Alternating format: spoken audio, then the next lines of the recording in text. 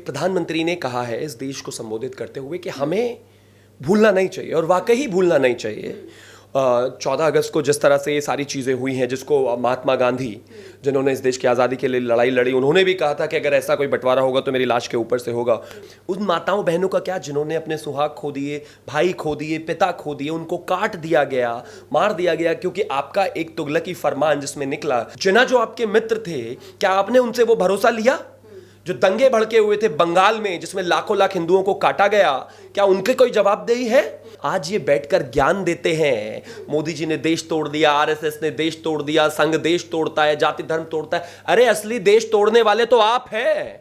आपने देश तोड़ा, सीमाएं बांधी, आपने कश्मीर को अलग किया, 370 लगाया, और जब इसके बारे में बात करते हैं तो आप कहते हैं कि आप तो देश तोड़ने की बात को याद क्यों दिलाते हैं? लाल चौक पर तिरंगा लहरा रहा है। जिस तरह से एक ज़माने में लाल चौक पर खड़े होकर गोलियां चलती थी और पाकिस्तान का झंडा लगा के चले जाते थे कुछ लोग, कुछ कट्टरपंथी, आज वो सिचुएशन, वो माहौल बदला है। मैं कहना चाहता हूं महबूबा मुफ्ती से, आपने कहा था कि अगर कोई कुछ 370 हटाएंगे तो कोई झंडे को उठाने वाला हाथ नहीं मिलेगा। आज कश्मीर में करोड़ों लोग झंडा उठाकर खड़े हैं, वो कहाँ है उनका पता नहीं है। फारूक अब्दुल्ला कहते थे कि किसी की हिम्मत नहीं है, किसी के बाप की हिम्मत नहीं है 370 हटा दे। मैं उनको कहना चाहता हूं, बाप छोड़ दीजिए, इस देश के बेटे ने ही 370 हटा दी, और देखिए आज़ादी का जो स्वतंत्रता दिवस है किस तरह से मन रहा है। उन लोगों पर इसी तरीके से तो चोट लग रही है। उनकी दुकानें बंद हो गई, पॉलिटिकल जो ड्रामे उनके थे बंद हो गए, जो सुविधाएं थे बंद हो गई।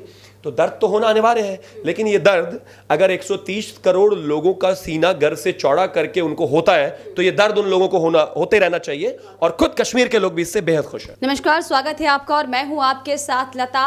15 अगस्त से ठीक एक दिन पहले पीएम नरेंद्र मोदी ने 14 अगस्त को, यानी कि आज ही के दिन जब देश को बांटा गया था दो टुकड़ों में सिर्फ और सिर्फ सत्ता के लालच में आकर, इस दिन के मौके पर लाखों लोगों का खून बहा था। और आज उन्हीं लोगों को याद करते हुए, उन्हें नमन करते हुए पीएम नरेंद्र मोदी ने आज यानी कि 14 अगस्त के दिन को विभाजन विश्व का स्मृति दिवस मनाने के दिन के तौर पर मनाने का ऐलान किया है। और इसी पर बातचीत करने के लिए हमारे साथ यहाँ पर शिवम त्यागी जी मौजूद हैं। उनसे हम सीधे बातचीत करेंगे और ये जानने की कोशिश करेंगे कि जिस तरीके से आज के दिन को पीएम नरेंद्र मोदी ने बड़ा दिन बनाते हुए ऐलान किया कि आज का जो दिन जब विभाजन देश में हुआ था, किस तरीके से जिन्ना और जवाहरलाल नेहरू ने मिलकर सिर्फ और सिर्फ कुर्सी के लालच में आकर जो आज देश को तोड़ने का काम किया था, बंटवारा करने का काम किया था। हालांकि इसको लेकर पीएम नरेंद्र मोदी ने अब यह बड़ा ऐलान सर किया है। इस पर आपकी पहली क्या प्रतिक्रिया होगी सर? देखिए, सबसे महत्वपूर्ण बात यहाँ पर यह है कि प्रधानमंत्री ने कहा है इस देश को संबोधित करते हुए कि हमें भूलना नहीं चाहिए और वाकई भूलना नहीं चाहिए 14 अगस्त को जिस तरह से ये सारी चीज़ें हुई हैं, जिसको महात्मा गांधी जिन्होंने इस देश की आज़ादी के लिए लड़ाई लड़ी, उन्होंने भी कहा था कि अगर ऐसा कोई बंटवारा होगा तो मेरी लाश के ऊपर से होगा। वो दिल्ली में थे भी नहीं। कौन भूल सकता है उन बातों को कि सारी चीज़ों को ओवर पावर करके एक तरफ करके उस एक्सेप्टेंस करना, लॉर्ड माउंटबेटन का जो एक प्रपोजल था उसको लेना और उसको एक्सेप्ट करना अपने आप में बहुत बड़ी बात है। उसके बाद जो हुआ, लाखों लाख हिंदुओं को ट्रेनें कट कर आई, जो लोग उस तरफ थे उनको नहीं पता था, कोई प्लानिंग नहीं था, कोई बेहतर तरीका नहीं था, कोई चीज़ें नहीं थी, आपने कुछ सोचा नहीं, लोगों को बताया नहीं, जनता में मैसेज नहीं दिया। उन माताओं बहनों का क्या जिन्होंने अपने सुहाग खो दिए, भाई खो दिए, पिता खो दिए, उनको काट दिया गया, मार दिया गया क्योंकि आपका एक तुगलकी फरमान जिसमें निकला, सत्ता की लालच में आपने, सत्ता का जो नशा आपको चाहिए था उसके लिए आपने जो ये निर्णय लिया, इसके लिए क्या इस देश की जनता को कॉन्फिडेंस में लिया? क्या जो हिंदू मारे गए, जिनको अपना घर छोड़ के भागना पड़ा, वहां से इधर आना पड़ा, क्या आपने उनके लिए कुछ किया? आपने एक निहायती वाहियात डिसीजन तो कर दिया। हिंदुस्तान में तो आपने कह दिया कि सर्वधर्म रहेंगे, रहने भी चाहिए, कोई परेशानी नहीं है, लेकिन क्या उधर जो लोग थे, क्या उनके लिए आपने जरा सी भी फिक्र दिखाई? जिन्ना जो आपके मित्र थे, क्या आपने उनसे वो भरोसा लिया? जो दंगे भड़के हुए थे बंगाल में जिसमें लाखों लाख हिंदुओं को काटा गया, क्या उनके कोई जवाबदेही है? तो जो प्रधानमंत्री कह रहे हैं उनका कहना सिर्फ साफ है यही कि नेवर फॉरगिव, नेवर फॉरगेट। आप भूलेंगे नहीं और भूलना भी नहीं चाहिए। कोई सरकार, कोई व्यक्ति, कोई पार्टी सिर्फ सत्ता पाने के लिए, कुर्सी पाने के लिए यहां तक पहुंच जाए और देश को बांट दे, मुझे लगता है कहीं ना कहीं अपने आप में बहुत ही गलत काम था और बिल्कुल भूला नहीं जाना चाहिए। आदरणीय प्रधानमंत्री जी ने जो कहा वो बहुत सही है। आप आजकल की जनरेशन को जानना जरूरी है। जिस पाकिस्तान से आए दिन हमारे हजारों करोड़ रुपए हमारे साल में खर्च होते हैं सिचुएशन को लेकर, बॉर्डर्स को लेकर, आज वो सिचुएशन शायद पैदा ही नहीं होती अगर आपने बंटवारा नहीं किया होता। आज ये सिचुएशन कश्मीर में पैदा ही नहीं होती जो 370 आपने दिया।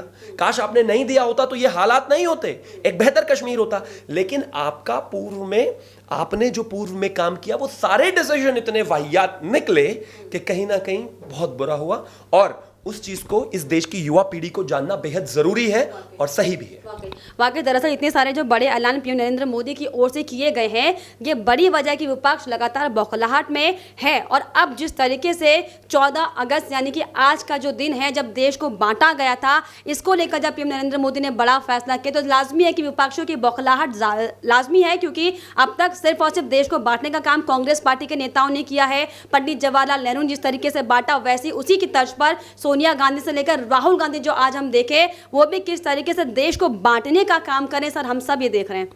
देखिए, एक चीज तो आप समझ लीजिए कि बांटने की राजनीति इनके डीएनए में है। आज कुछ कांग्रेस के नेताओं का ट्वीट आया है, उन्होंने कहा है कि क्यों बात करनी इस बारे में, क्यों उस दर्द को कुरेदना।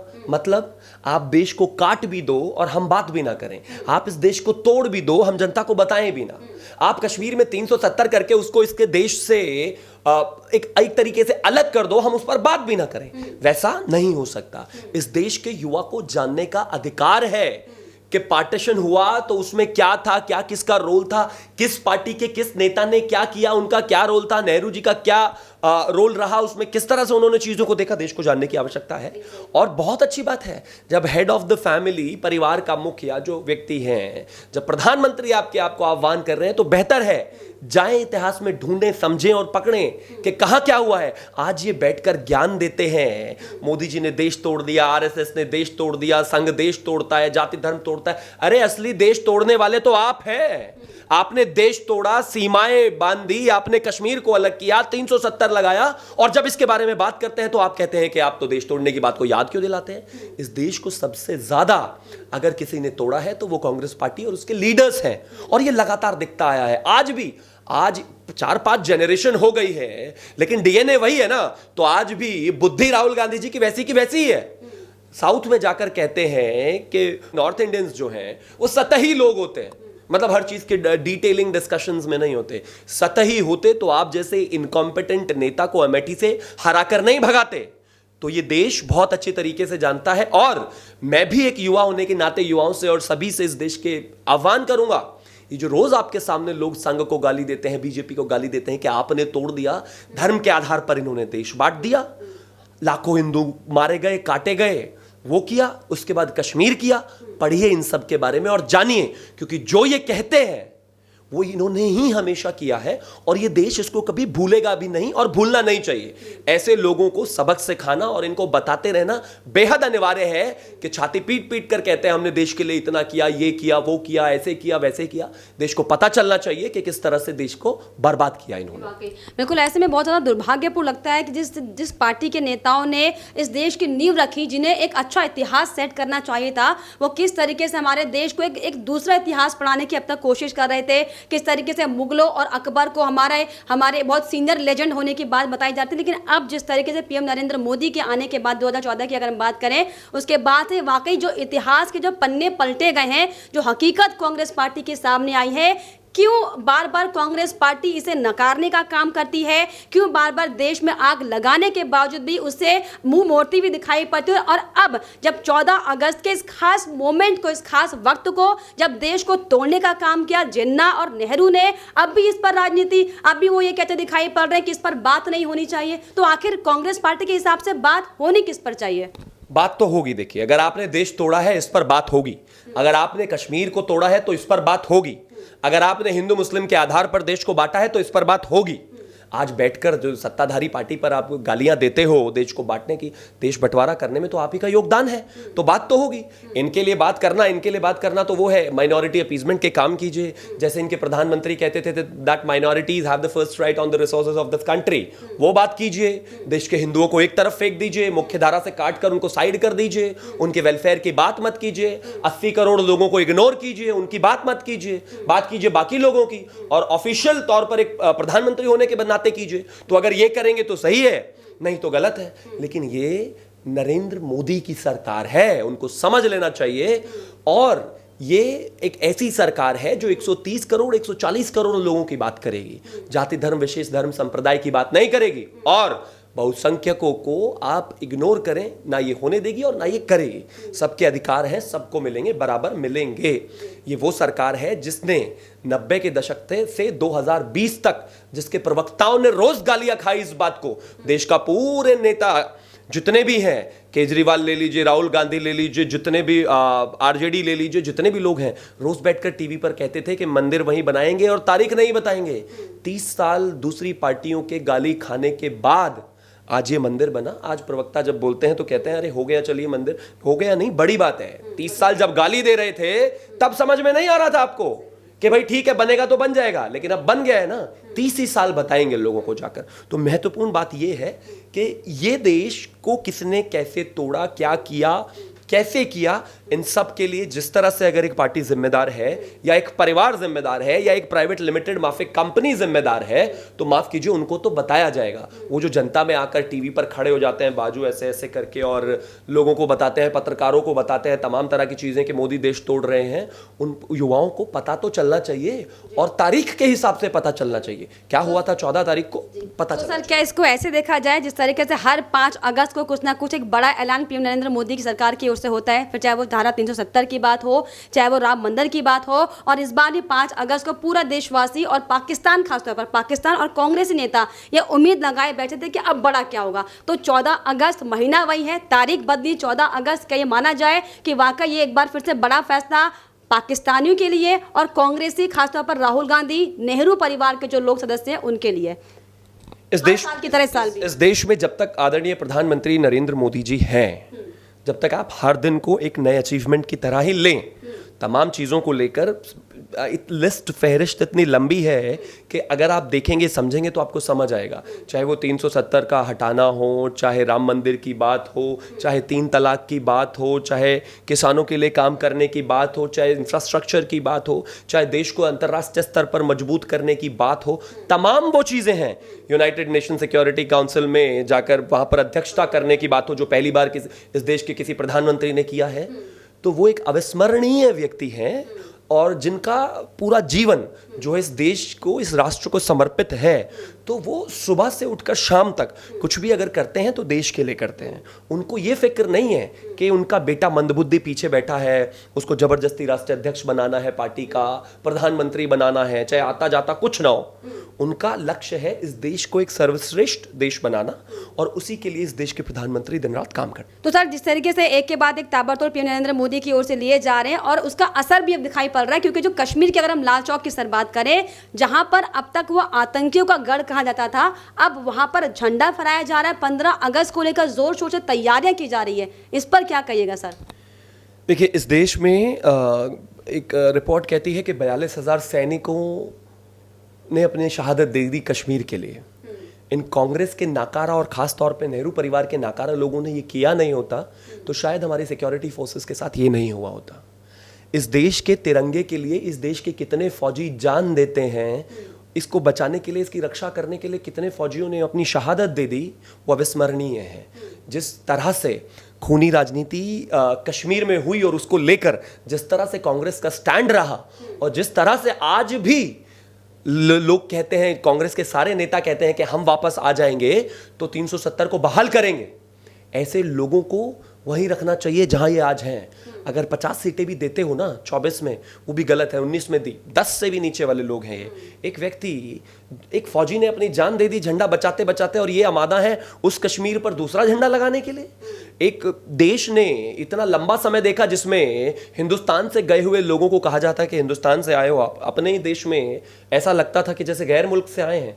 आज वो सारी चीज़ें बदल गई है। हिंदुस्तान की आवाम, मतलब कश्मीर की आवाम, इस देश की आवाम पहले से थी, आज भी है। आज वहाँ पर तिरंगे का सम्मान है, लाल चौक पर तिरंगा लहरा रहा है। जिस तरह से एक ज़माने में लाल चौक पर खड़े होकर गोलियां चलती थी और पाकिस्तान का झंडा लगा के चले जाते थे कुछ लोग, कुछ कट्टरपंथी, आज वो सिचुएशन, वो माहौल बदला है। और ये देश के लिए गर्व की बात होनी चाहिए और ये बात सेलिब्रेट होनी चाहिए। मैं कहता हूं कि जब भी भारतीय जनता पार्टी का कोई भी व्यक्ति आपको ये कहता है कि हमने 370 हटाया, तो ये मत कहिए कि अरे हो गया, 2 साल हो गए, 1 साल हो गया, कितनी बार इसको कहोगे। उतनी ही बार कहेंगे जितनी बार इसके लिए गालियां पड़ी हैं, उतनी ही बार कहेंगे जितनी बार इस देश के लोगों ने अपनी शहादत दी है, इस देश के जवानों ने, उतनी ही बार कहेंगे जब आप कश्मीर जाते थे और आपको कैसा महसूस होता था। तो अगर एक सरकार ने काम किया है तो क्रेडिट उतना ही मिलना चाहिए जितने समय तक डिस्क्रेडिट किया गया। इस पर भी बहुत बात होती थी ना, फारूक अब्दुल्ला से लेकर महबूबा मुफ्ती तक कहती थी कि कोई झंडे को हाथ लगाने वाला नहीं मिलेगा। और मैं कहना चाहता हूं महबूबा मुफ्ती से, आपने कहा था कि अगर कोई कुछ 370 हटाएंगे तो कोई झंडे को उठाने वाला हाथ नहीं मिलेगा। आज कश्मीर में करोड़ों लोग झंडा उठाकर खड़े हैं, वो कहाँ हैं उनका पता नहीं है। फारूक अब्दुल्ला कहते थे कि किसी की हिम्मत नहीं है, किसी के बाप की हिम्मत नहीं है 370 हटा दे। मैं उनको कहना चाहता हूं, बाप छोड़ दीजिए, इस देश के बेटे ने ही 370 हटा दी। और देखिए आज़ादी का जो स्वतंत्रता दिवस है किस तरह से मन रहा है। उन लोगों पर इसी तरीके से तो चोट लग रही है। उनकी दुकानें बंद हो गई, पॉलिटिकल जो ड्रामे उनके थे बंद हो गए, जो सुविधाएं थे बंद हो गई। तो दर्द तो होना अनिवार्य है, लेकिन ये दर्द अगर 130 करोड़ लोगों का सीना गर्व से चौड़ा करके उनको होता है तो ये दर्द उन लोगों को होते रहना चाहिए। और खुद कश्मीर के लोग भी इससे बेहद खुश हैं। वाकई ये गर्व की बात है कि पूरे कश्मीर में जहां पर अब तक सिर्फ और सिर्फ आतंकियों को गढ़ कहा जाता था, वहां पर झंडा फहरा रहा है। तो हमारे संग शिवम त्यागी जी थे, जिनका साफ तौर पर ये कहना था कि ये दरअसल सिर्फ और सिर्फ पीएम नरेंद्र मोदी की मेहनत, दिन रात की गई मेहनत का ही नतीजा है, जो देश एक नए मुकाम पर पहुंच रहा है। और हालांकि इसको देखते हुए पाकिस्तान और विपक्षियों को मिर्चें लगना बेहद लाजमी है। लेकिन फिलहाल इस पर आपकी क्या राय है, हमें कमेंट बॉक्स में जरूर लिखिएगा। साथ ही साथ हमारे चैनल को सब्सक्राइब करना भी ना भूलें।